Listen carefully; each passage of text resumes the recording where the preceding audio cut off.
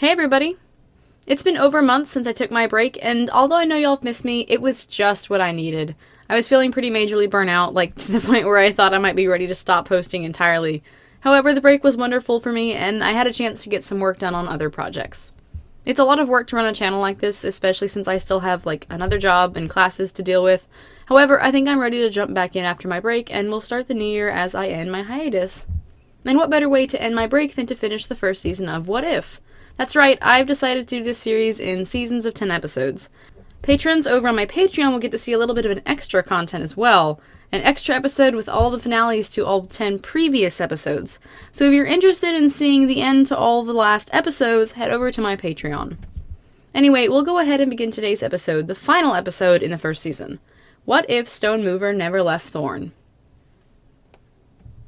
A few years after they met, Stone Mover left the Scorpion's den, claiming he needed time to sort things out. Thorn herself was busy, and growing busier as her influence grew in the den. She needed all her focus and time devoted to the cleaning up of the city, and though she tried to save time for Stone Mover as well, sometimes things just fell by the wayside. Stone Mover had come to the desert after building something for his tribe, and while Thorn didn't know what he'd built, she knew the action haunted him. He'd told her, when she'd wondered if his powers could do something for her own mission, that he'd sworn never to use them again. Thorn didn't know if he'd come back from his journey. Trying to distance herself from what felt like another betrayal to add to her collection, Thorn focused all the more intensely on her work. She worked tirelessly, establishing her dominance, winning dragons to her side, fighting for supplies, places to stay, access to water. And then she found out she was with Egg. Six Claws, one of her most trusted followers, was one of the only dragons she told. Thorn couldn't afford to be seen as weak when she was embroiled in conflict, clawing her way to the top of the food chain. With his help, she hid the egg in the desert, covering the precious object with warm, golden sand. Then, Thorn sent out messengers to find Stone Mover. By the time they tracked him down, the egg was nearly ready to hatch. However, none of Thorn's dragons could convince the Animus to return to her. So going against her urge to stay and manage the den, Thorn left it under Six Claws' capable care and snuck away to talk to Stone Mover. He was near Jade Mountain, of all places, and Thorn suspected he'd been about to disappear for real when she found him. "You have to come back," Thorn said, trying not to sound too much like she was begging. "Our egg is close to hatching." Stone Mover shook his head, staring absently at the horizon. "I can't," he said, voice as deep and calm as she remembered. "It's too crazy there. It's quiet out here." Thorn swallowed. "I know you don't like the den," she said, "but I can't leave, not now, and our dragonette needs you there." She'd grown up without her own father. She didn't want that for her dragonette, who would probably already have a hard time of it. Stone Mover continued to shake his head. "I don't think so," he said. "I just don't think—" "I'll be better this time," Thorn promises, taking one of his talons in hers. "I know I was never around. Things are better now. I have help, dragons I trust. I'll be there for you, and I'll be there for our dragonette." "I grew up in a tribe living a hopeless war," he said, voice sad. "I don't want to live like that forever." "The den isn't just about war," Thorn said passionately. "It's about lives. Thousands of lives who I'm helping. It'll get better." He didn't say anything.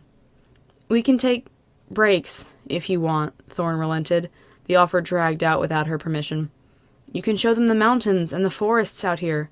Don't you want that?" He closed his eyes, exhaling a puff of smoke, and Thorn knew she'd won.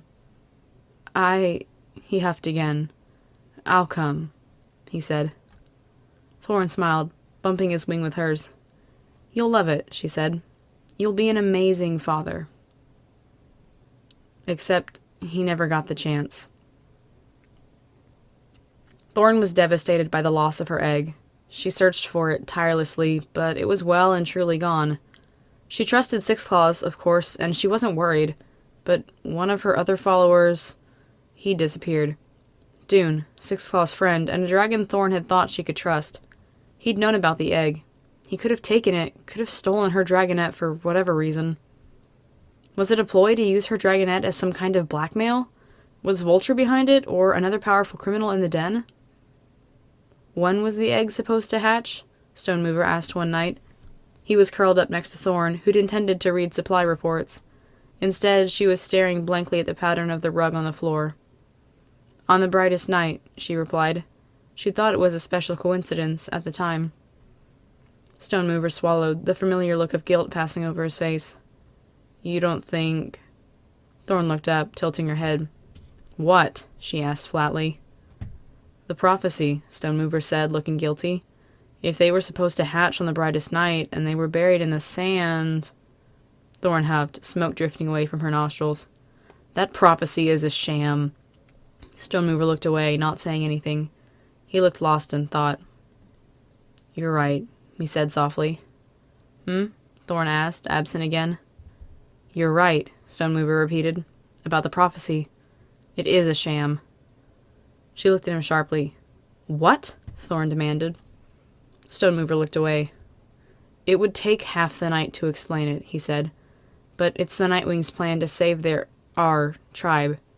And he wrapped his claws around his head, eyes squeezed shut. What if I helped enable the plan that took our dragonette? He asked. Thorn tilted her head. You really think so? She asked, not daring to let herself hope. Stone Mover's tongue flicked out as he thought. Yes, he said. There have been no ransoms, no unusual action from anyone. Why else would Dune take it? Perhaps, maybe he was right? Thorn stood up suddenly, unable to stay still. Then we have to go get them, she said passionately. Where are the Nightwings keeping them? Not on that island, I hope. The Nightwings don't have the dragonettes, Stone Mover said. I think they meant to work with the Talons of Peace. Then we find them, Thorn said. Come on, I can begin the search now. Unfortunately, Thorn could only spare 4 dragons to search for the Talons. She still believed in her work at the Den, and couldn't bring herself to endanger years of blood, sweat, and tears, even if it was for her own dragonette. There were other dragonettes at stake, too. But perhaps it wouldn't have mattered, even if she could have spared more dragons. They always turned up with empty claws, not even a rumor of the prophesied dragonettes to be found, let alone a location. This went on for nearly another year before Stone Mover got desperate. Thorn, he said one night, after they'd finished reading the reports again. And again, no sign of their dragonette. She hadn't asked him once, not the entire year they'd been looking, not in the months before, when there hadn't been even a sliver of hope.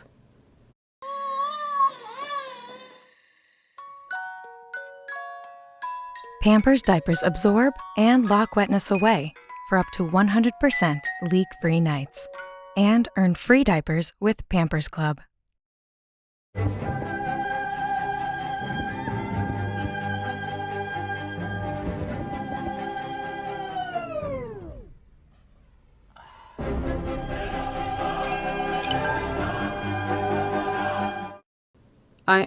I'm going to look for them, he said.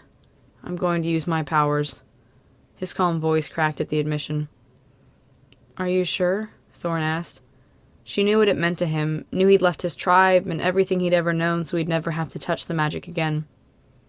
They're going to be worth it, he said steadily. How many dragons who lost their dragonettes could use magic to get them back?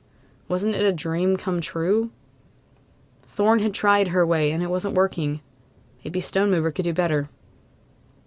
Okay, she said. Let's find them. Stone Mover stood up. I'll make another tunnel, he said slowly. But it'll close behind us once we find them, so the Talons, or whoever has them, can't follow us home. Thorn nodded, businesslike. Let me grab a few things, she said, and 6 claws. Stone Mover nodded, sitting down to work on a spell. Meanwhile, Thorn woke 6 Claws, whose tent was never far from hers. He was expecting a dragonette himself soon. The two of them grabbed a few knives and returned to her tent. 6 Claws didn't speak much, he never did, but he looked ready to help them reclaim their kid. 6 Claws didn't speak much, he never did, but he looked ready to help them reclaim their dragonette. Are you ready? Stone Mover asked. Yes, Thorn said fiercely. She'd never be more ready. He brushed a claw over the stiff fabric of their tent wall, and it shimmered, opening up in a dark oval that seemed to lead to stone walls. Thorn shivered. It was unnatural. She went in first, followed by Stone Mover, with 6 Claws protecting their flank. They were in a cave with close, harsh walls and low light. Moons, Thorn hoped this wasn't where her dragonette had been for the last year. It was dead quiet, which made sense given that it was the dead of night. Thorn crept forward quietly, and the cave suddenly ended in a circular dome. She scanned the floor. Stone Mover's magic should have taken them directly there. There, against the wall, a pile of soft shapes, all moving softly.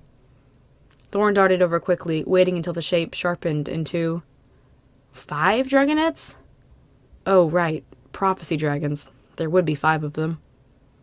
She saw a mudwing, a seawing, a nightwing, a strange lavender dragon, and there, a little gold sandwing. She was beautiful. What do we do with the rest of them? Six Claws whispered in his rough tones. Take them all, Stonemover said. Without ours, they can't fake it all anyways. Thorn thought about it. She'd only meant to find her dragonet today. But turnabout was fair play, and she was feeling a little vindicative. Yes, she said. Let's take all of them. She and Six Claws each scooped up 2, leaving Stonemover to carry their perfect daughter. By the time the little things were beginning to stir, the 3 of them were already exiting the dreary caves, back to their warm, colorful tent. And that wraps up this story. Unless you're a patron, in which case there's a bit more. An end scene, if you will, over there. I actually wasn't sure how this would go, but I think I'm quite happy with how it turned out. I actually had a really good time writing from Thorn's point of view. A good way to end my break, for sure. Thanks so much to everyone who left me kind messages after my announcement and during my hiatus. You guys just blew me away with how sweet everyone was.